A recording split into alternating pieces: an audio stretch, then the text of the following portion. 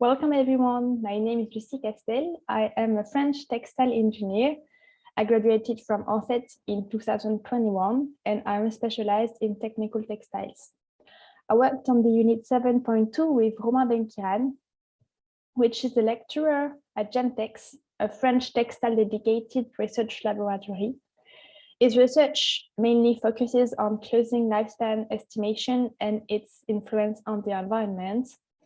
And his work is related to the circularity of the clothing sector. I'm going to share my screen with you to present the unit 7.2, which is about features of design for longevity. In this unit, we will first do a little introduction. Then we will talk about obsolescence in fashion industry. Then about quality for longevity.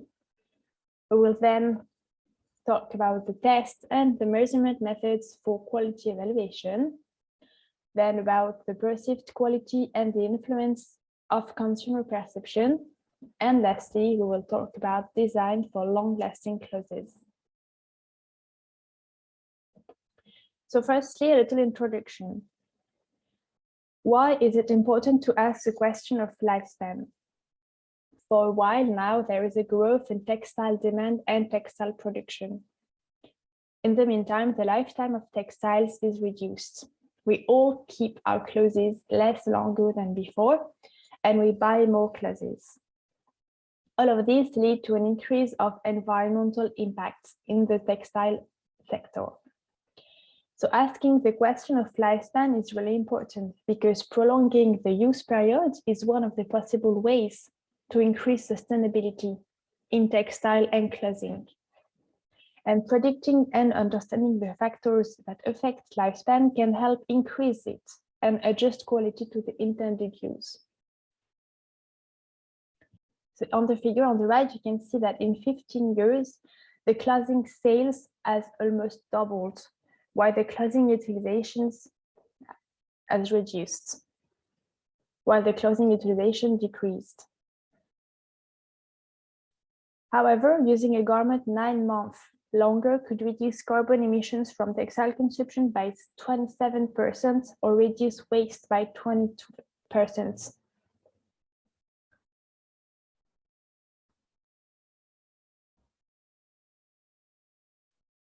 But how does lifespan influence the environmental evaluation?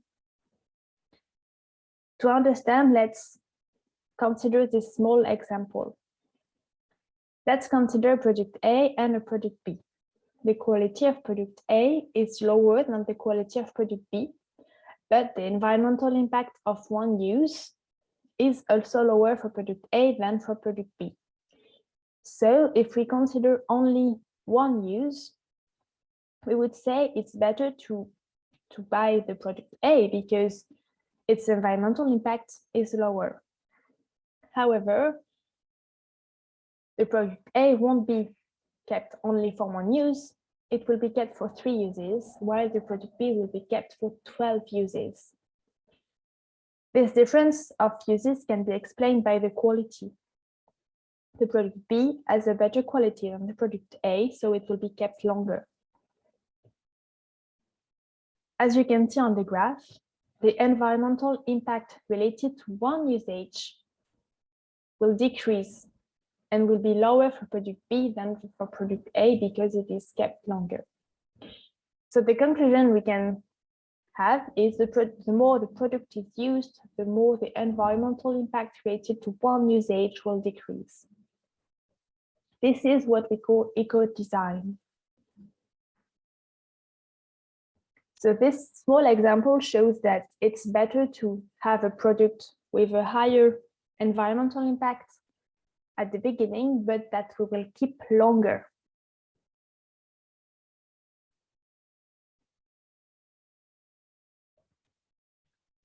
So we've seen that it's better to keep a product longer and it's better to have a long lifespan. But to really understand how to increase lifespan, we need to understand which lifespan we are talking about. We can talk about the service lifespan and the possession lifespan. The service lifespan is the product's perspective, and it's the period during which the products are technically usable. The possession lifespan is the period when the consumer uses the product. With these notions of lifespan comes the notions of obsolescence. And there are two types of obsolescence. First, the absolute obsolescence, which is product related, and it's related to the technical end of life of a product. The relative obsolescence is consumer related and corresponds to the premature end of life of a product. It can be linked to a psychological, situational, functional, sentimental point. As you can see on the figure, the relative obsolescence causes the end of the possession lifespan, while the absolute obsolescence causes the end of the service lifespan. A product can have several possession lifespans. A product can be used by different consumers, but it has only one service lifespan. So what are the different influences on textile lifespan? The quality and the capacity to resist deterioration, as well as the ability of the production line to produce with a constant quality, the evolution of the consumer needs, the economic depreciation, the capacity of evolution, or the ability to maintain and repair the product. All of these points influence the textile lifetime. So as you can see, the entire production chain is involved from the manufacturer to the consumer. So it's difficult to make a precise analysis of the influences of the textile lifetime on the entire textile chain because there are many actors. So we will focus on an end of life analysis oriented toward the consumer and the disposal causes. We will now see what influences the consumer, why the consumer dispose its clothes. But firstly, we need to understand what we'll talk about.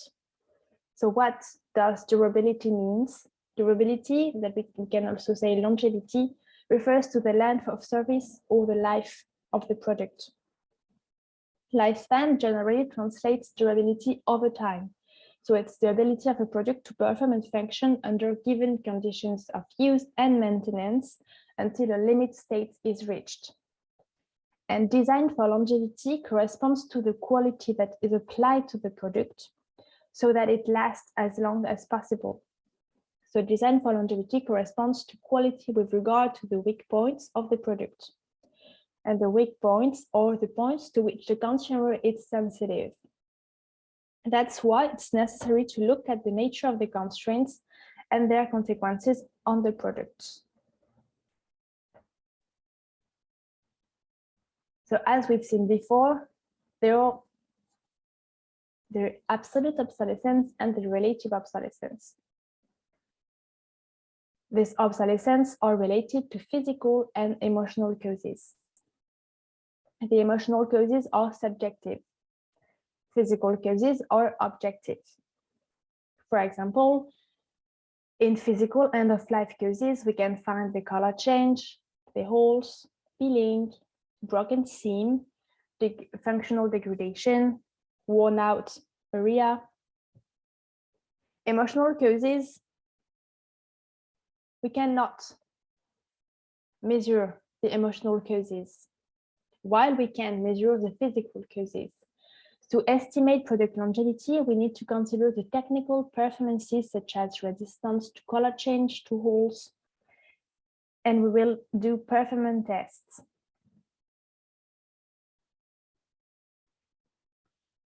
So the tests to be performed depend greatly on the final use of the product. We need to have the notions of function and service provided. For example, we do not expect the same for a t-shirt that will be worn daily and a suit jacket that will be worn occasionally. The textile industry has a large number of standards that allow the evaluation of textiles at all scales, from the fibers to the finished product, and in relation to all types of constraints. Here in France, in Ansets, we have more than 3,000 different standards. Some of them concern resistance to manufacturing constraints, for example, the color fastness to calendaring, while others are oriented to constraints of use, like color fastness to washing. We will focus on the constraints to use because we want to see the performances of the product facing the everyday life, so the constraints of use. Here you can find some commonly performed tests. You have the color fastness tests to water, to daylight, to sweat. You have also the resistance to deformation, the seam strength, the resistance to the aberration of the hole, or the peeling resistance. To each test there is an associated standard that you have to follow. Here you have the French standard, but you can find the equivalent in your country. I will give you some examples of tests. So first one is the color fastness test.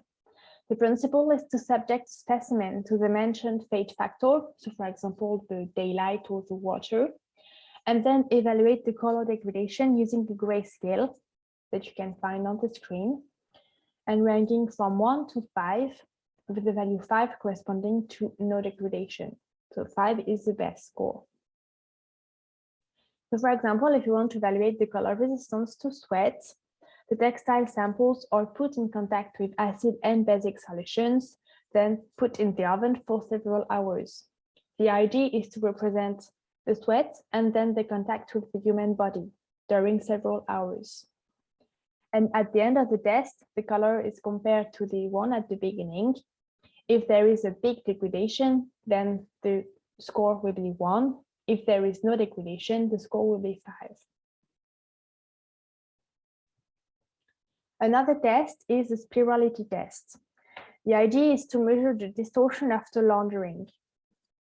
We have all already experienced spirality, and it's particularly visible at the side seams that move to the front and back of the product. To evaluate the spirality, a square of known dimensions is drawn on the product. And after laundering, the spirality is calculated as follows. It's 100 times little d on big D. The result is a percentage, and the higher the percentage, the bigger the deviation.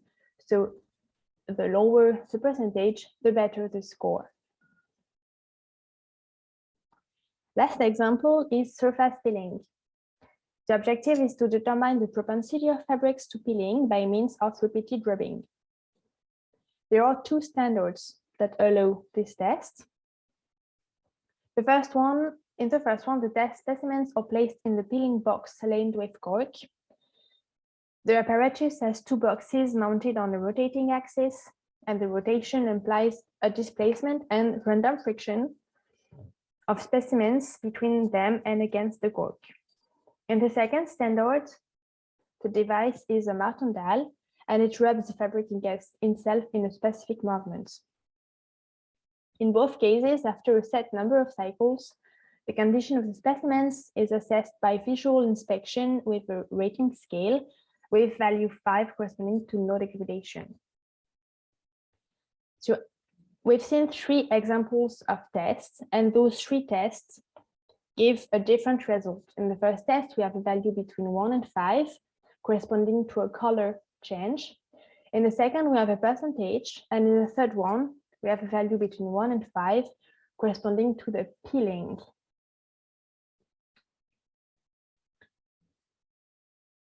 We can do performance profile to visually mark the performances of each product, but it doesn't allow to rank the different products against each other.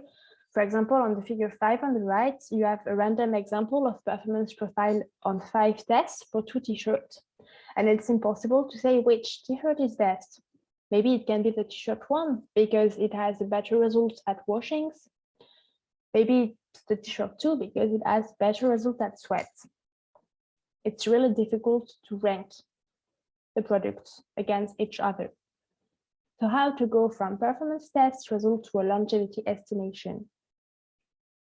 The longevity is expressed in years in the number of wears and the number of washes. It's a unique value. Here, each test gives a result that is independent of the other tests performed. The collected results are specific, do not reflect the quality in the global way, they do not take into account the consumer. So it's necessary to aggregate all the test results into a single value. Before aggregating values, there is a question to ask, which is what weight should be given to the different tests? For example, does the result of the washings have more influence than the peeling on the lifetime? To be able to assign weights, we must rely on the consumer and the points to which he is sensitive. If the consumer is most sensitive to the color degradation, then this test will have more weight. If the consumer is most sensitive to the apparition of holes, then this test will have more weight. We won't go into details in the aggregation methods because it's really complicated, but the idea to remember is the data aggregation methods belong to three main families: the complete aggregation methods, the partial aggregation methods, the local aggregation methods. The local aggregation methods are rather intended for choice problem than for classifications, so it's not really adapted to the problem here. And the approaches of complete and partial aggregations consist in aggregating the performances of an object and to compare them by pair using an outranking relation. So we've seen that we have to rely on the consumer perception to assign weights. So it's interesting to look at the relative importance of each degradation in disposal decision. Indeed, not all defects are perceived in the same way by the consumer. The defects that lead to discarding are, for example, different depending on the type of garments. To give you an example, if we have a denim, then the major defects will be breakdown at stress points or component failure. For knitwear, the major defects are distortion, shrinkage, loss of shape, or peeling. For tailoring, for regular wear, the major defects are wear and tear, component failure, or distortion.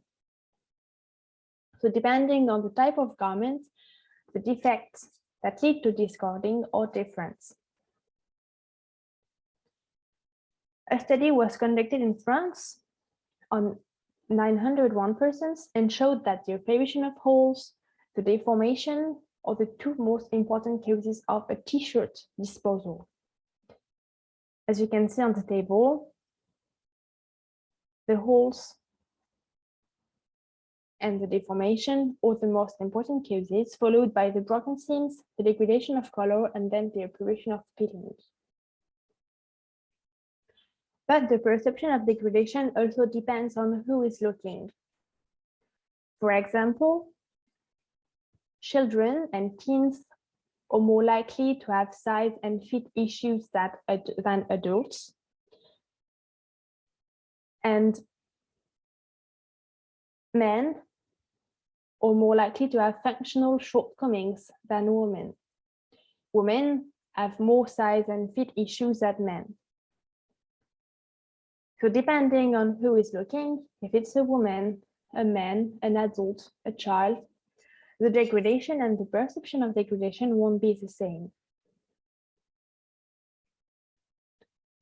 So lastly, how to design clothes for long lasting. We've seen that there is physical causes that lead to discarding, and we can act on these causes by performing performance tests and acting upon. However, there are also emotional causes that lead to discarding, and designing clothes and some design can act on those emotional causes. For example, tailored and semi-tailored pieces frame the form well and they are kept longer. Oversized knits and kimono shapes are said to be versatile and comfortable and will kept also longer. It's the same for classic styles and core colors, the little black dress or the pencil skirt, the chino style trousers. in black, white, navy, gray, or red are more likely to be kept longer. The clauses that facilitate size adjustments to allow for reasonable variations in size and shape, as well as the garments designed for multifunctionality, like reversible coats, for example, or designed for long-lasting clothes. You can find some references here to go further in the subject. I hope you enjoyed this unit. Thanks for your attention.